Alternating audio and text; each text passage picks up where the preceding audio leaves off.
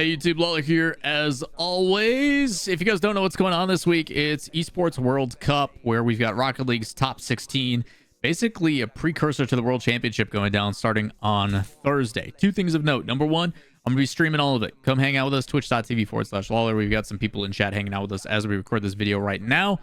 Second thing, we're going to be talking about format, what to expect, and some things to discuss in regards to that format. Makes predictions really difficult because the playoffs are randomized. We actually don't know what teams are going to be placed in a certain way.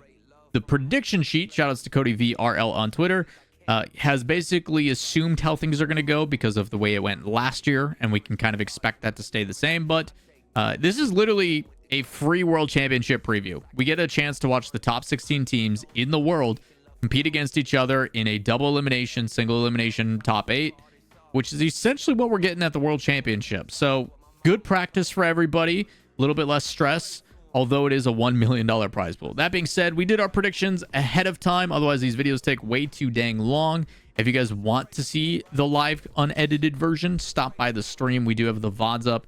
Or if you just want the longer version where you guys hear me go through the thought process in the video instead of being like 10 minutes is now like 40, let me know. Either way, we're going to go group by group. We're going to start with Group A and then work our way through. Obviously, all revealed at once. Group A, Energy, K-Corp as your 1-2 seeds or your top seeds for NA and EU, and then paired with the low seeds, your 15-16 and Virtus.pro, and Foot from APAC and SSA respectively, because none of the players are technically from there, except for Sphinx on Virtus.pro.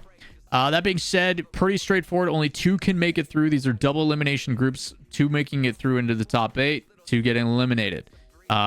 Pretty straightforward in the regards that I would assume the 2 best teams from their regions, although arguments being made for who's the best in EU right now, are making it through. The only way these 2 teams play each other is if there's some goofy ass stuff in the playoff bracket or if they meet in the grand finals.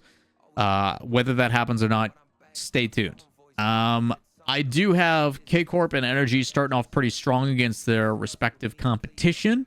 Maybe Energy drops a game to Foot, but I would expect them to be relatively strong in that. And then I do have K-Corp as the favorite over Energy currently. Energy has not instilled confidence in me when it comes to how they play against Europe's playstyle as of late. While Energy is very Europe-centric in their own playstyle, they have not been able to get the offense going to the degree that I expect out of them. Even in our times when scrimming against them, I didn't see the flip resets. I didn't see the mechanics out of Beast Mode and Daniel. I don't know if that's intentional or not, but primarily when Energy is flashy, their individual mechanics really show up. And then the team starts to formulate behind them, and that's when you get a really aggressive offense. I haven't seen that as much. Don't know what they're working on. It has been a long time since we've gotten to see these teams play at the high level. So, assume Sathu and the boys can put it together, but I am going K-Corp in the lower bracket between Virtus.pro and Foot. I could see it going either way. I do think so. Some of the guys have been getting better and better as time goes on. I do think Foot is still rather competitive, whether you like them or not. Either way, whoever plays Energy is going to lose that one. So I've got K-Corp coming in as the top seed. Energy is the low seed out of Group A. Your 4 in Group B, you've got Dignitas, Wildcard, Secret, and Gen G. Congratulations, obviously, Gen G and their successes with Justin getting to go to all these events. Awesome to see him back on LAN. To me, this is basically between 3 teams in Dig, Secret, and Gen G. I have zero faith in OCE. I think OCE currently is the worst region in Rocket League. Out of the first 4 that came into the space, it was between them and South America. I think South America, with furious success, you're seeing Secret making top 6s. It is and has fallen behind. I have not seen OCE take a big leap ahead. Even when they brought in import talent for the Chiefs, they're not qualifying with Razier. So I do think OCE is a step behind, even though they've got a lot of talent. But in the famous words of Beast Mode, they're not bad. They're just dumb. I don't know what it is about OCE, why their playstyle has yet to adjust and change. The players are stupid talented. You've got people like Banana Head that are clear favorites to be the hard carry for the region. But for whatever reason, that region just has not transformed into the proper way to play Rocket League. I don't know what it is. To me, they just send the house and hope it works. It is not something that is going to lead to success. And because of that, I have a hard time betting on them in any capacity. I still think they're plenty good, and when things are clicking, they can be a good litmus test, but that's about as far as it goes. As for that regard, I do think Dignitas has found their form. I think they're building with confidence.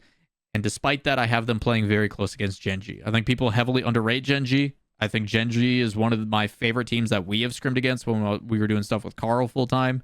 Gen G is one of those teams that if Magic Bear and those guys start to go off, they're a threat. They're very demo heavy still.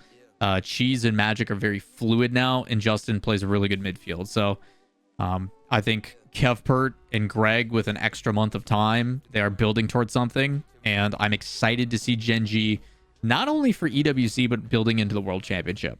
My stocks are pretty high on Gen G, being a team that should be fighting for top 8s. So I expect them to make it through, but I could very well see Secret, because if Mota plays the same way he has been, Secret can definitely play upset. So I do have them beating Wildcard in the lowers and Dignitas beating Gen G in uppers, but I would not be surprised if this is a much closer series. I just think the disruptive play of Gen G is difficult for South American teams still.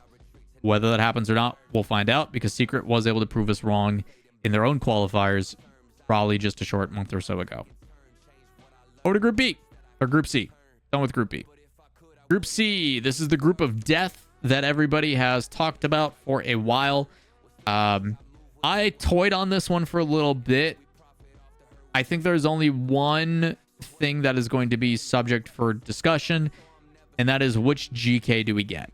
Do we get the GK with Archie Masterclass defense, or do we get the GK where Oli doesn't look like he's effective on the field at all, and he has to pull out the Batmobile and it's too little too late? I don't know what GK I'm going to get, because GK is very much so capable of making top 8, without a doubt. I think every single one of these teams have proven that they can go and do something special. And that's why it is the group of death. Every single one of these teams we know has the chance to make top 6 as a bare minimum. I don't know what iteration we're going to get. I don't know if Ixo is going to make a big impact as a coach for GK. I don't know what that looks like. I know they'll be vibing. So they've been out there for a while as well. I think Falcons is the clear favorite. I don't think there's any discussions on that one. Falcons should be the team making it through uppers, which is what I have. I think they've proven too much for Ultimates as well. Ultimates to me is my wild card. I don't know what I'm getting out of Ultimates anymore. I've seen them play great. I've seen them play absolutely buns.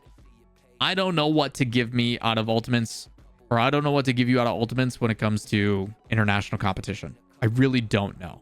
I could very well see this being GK winning. I could see this being GK Furia. And hear me out, I wouldn't be surprised if Furia wins this. Anything I have a game 5 could go the either way. But I would not be surprised Furia wins this, Ultimates loses, drops down. So now you've got Furia versus Ultimates GK. I could see GK winning that, and then we've got Ultimates not here, and it's GK Furia instead. I don't know. I genuinely do not know. I, based upon history, should not be picking NA here. NA has not proven to be consistent top 8s. That being said, it's a new tournament, a little bit less pressure. Will First Killer do First Killer things? And again, I'm going to reiterate, if First Killer can play unselfish, if he can use his mechanics, if he can set up his team, Ultimates is dangerous. Ultimate's very scary, and he has the X factor to score a goal when he needs to. So all 3 of these teams, flip coin, pick who you want. I don't know who's going to take it. I think that's a very exciting group for a reason. I think people are going to be locked in to watch these matches. Winning this one's a big deal. I think putting yourself in this conversation always gives you a chance. These are also best of 5s, so anything can happen. But if I had to guess, kind of looking back at this, I would not be surprised if this is GK instead. That one's tough. Group C is a group of death for a reason. On to Group D, we've got Vitality, Space Station, Twisted Minds, and TSM. This one also, to me, is just a conversation between Twisted and Space Station. Vitality, I would like to think, while they have faltered at times, and a lot of people are not confident in them, I did see a much better iteration out of them in Raleigh. Seems like Exotic is realizing he needs to play a little bit wider on the rotation, which will allow him and Monkey Moon to stop overlapping, because they do a lot of the same stuff. If he ends up being that wide outlet pass and then he can slot it on target, I think they'll be okay. But Exotic needs to have his impact felt, and it doesn't need to be the first in the rotation. So let those two on Vitality do what they do best, and they should be all right. That being said, same thing can be said about Space Station. Space Station, when they're playing on, they're fast, they're aggressive, go for demos like a beast. Will we get that? I have seen Space Station, especially in Raleigh, look really, really slow. They realize tournament life is on the line, and then they play out of their mind. They play aggressive, they play fast, they play like the Space Station we know. Will having LAN experience now make a difference in Space Station? Are they going to give us a better iteration of that? I don't know if it's going to be enough. I do not know what Space Station is going to look like. I know what they're capable of, but I'm not thinking about what they're capable of. I'm thinking about what I've seen lately. And what I have seen lately is Twisted Minds continues to go toe-to-toe against the best in the world. So, unfortunately for TSM, I do have them as like a bottom 3. I think if you're not talking APAC or SSA, TSM is in that conversation. I would actually say TSM is probably going to lose to teams like Virtus Pro and stuff. Although Raleigh, they did play upset, I think. I think Raleigh, they did end up winning one of those. That being said, TSM has not impressed me, even though they've got a ton of talent on the roster. I do have Twisted over a Space Station in a close one. I could see this also being 3-1 for Twisted. And I do have Vitality and Twisted playing a close series. I would not be surprised if Twisted wins this and then Vitality drops down. But that's what I got. So, with that in mind, the thing that I have to reiterate. Right now, playoffs, as a disclaimer, are randomized. We do not know where teams are going to be. We don't know how they're going to line up. The way that it is being done is it is high group A, low group D. High group B, low group C. High group C, low group B. High group D, low group A. So this team plays the inverse, which would be this team. This team plays this team. And then the same thing. This team plays this team. This team plays this team. So when we look at the bracket, the way that we expect things to go is high group A. So the team that made it through uppers in A will be the team that played lowers in D. So A1 versus D2. B1 versus C2, C1 versus B2, and then D1 versus A2. That's what this looks like. Whether that happens or not, we do not know. This is how they did it last year. We will wait and see. This could be not a bracket we see. This could be entirely wrong. We could say different teams playing different teams, but assuming they keep things similar, this is what we've got. As for my predictions, and I reiterate this every prediction video, once you make top 8, all bets are off. How you feeling on the day? What's your preparation? Are you sick? The outside factors, to me, weigh a lot. A lot of it is on your mental. A lot of it is on your confidence, and how you perform on the field is very dependent on, hey, we're not playing nervous. We're playing loose. We're having a good time. That being said, all of these teams, I think, are capable of making a deep run. Favorites, though, are who I have in the top 4.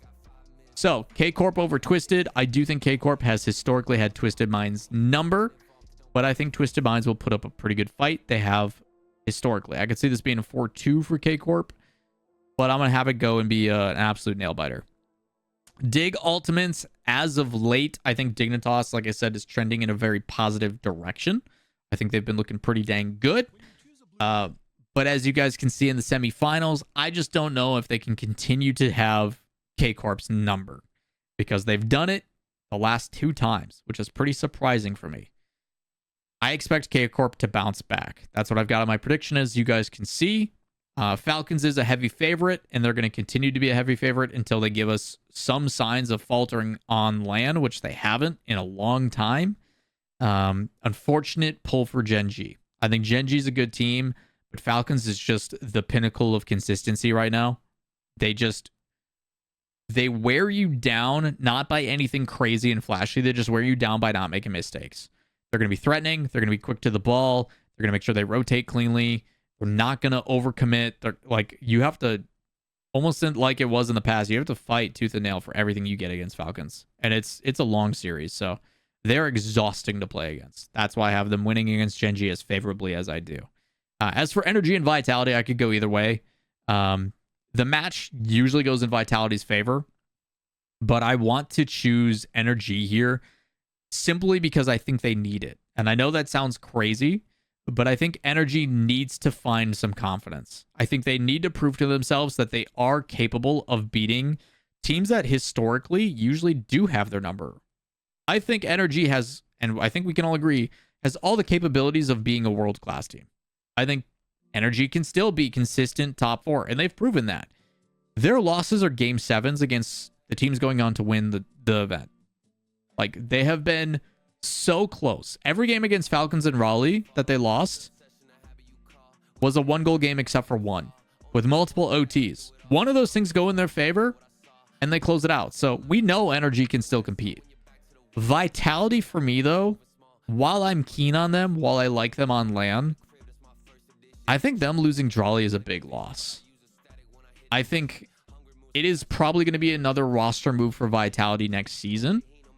But in the current state, they are so reliant right now on Zen being Zen, like the guy, the signature shot, the magician, that it's too much to rely on one player. So either Exotic as a goal scorer really, really steps up, or they do not win. I think it's too reliant on them. I think they're still a dang good team, but even when they haven't looked their best, they've still been very competitive.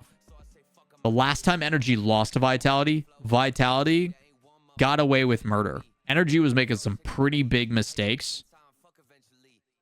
The same can be said on the inverse. To me, this is just peak script writing on accident. Expect it to be a battle. It's El Clasico at this point. It's awesome to watch. The amount of times we've seen Vitality and Energy go head-to-head throughout the course of RLCS, give me another one. I hope they play against each other in Worlds. So, should be a lot of fun. That being said, because I haven't seen it yet, I do have Falcons with the monkey off their back. Confidence now, proving that they can win the whole thing, only to choke again. It sets up for a really good world championship. That's kind of where my mentality is at. I have K-Corp winning over Falcons in the Grands. K-Corp dig. I just assume K-Corp. I would like to believe that Fair and the boys can bounce back and put it together. As you guys can see, a lot of these are game 7s. In my game 7s, that means it can go either way. I expect it to be super competitive. But I do think K-Corp is going to beat Falcons in the finals with a third place match actually happening. Has to happen due to the prize earnings not being split between 3-4. It is a separation because they do it for the point earnings for the teams as well. So Dig, NRG should be fun. This is the one match I really, really wanted to see in Raleigh and never got. Maybe I forcibly did it this time so I could see it before the World Championship. Nobody knows. But I do have it being a close one with Energy potentially winning that one. I could see Dig winning it too, based upon what I saw from Dig. Dig against Falcons in the finals at Raleigh just felt like Falcons was one step ahead. And while Dig had a lot of responses, they were constantly playing catch up, even with yours playing out of his mind. So it'll be interesting, man. I think this top 4 is very, very fun. I think it's a very competitive and entertaining series. Do I think this will happen to a T? Nope. Some upset's going to happen. Something crazy is going to happen. Some weird craziness where maybe K-Corp doesn't even make it out of group. I don't know. Something goofy is going to happen. I don't know what it is. That's just how Rocket League goes. But that is what I've got. That's what I've got for my predictions. I'm curious on what you guys have. Let me know your top 4 in order in the comments. I would love to hear what you guys have for your own predictions going in. Again, as a reminder, these go down on Thursday, 7 a.m. Central. I don't know if I'm going to be up that early, chat. Just going to put it out there. I might come in a little bit late. Matches go. The last match starts at 2 o'clock. You guys enjoy the content as always. Like, subscribe, turn on notifications. Let me know. Hit me up in the comments with any questions. We'll be live at some point during those matches. Maybe we will wake up early. Maybe we'll put a mattress in the room and just sleep in here. Who knows? Let me know down below. We'll see you in the next one. Peace.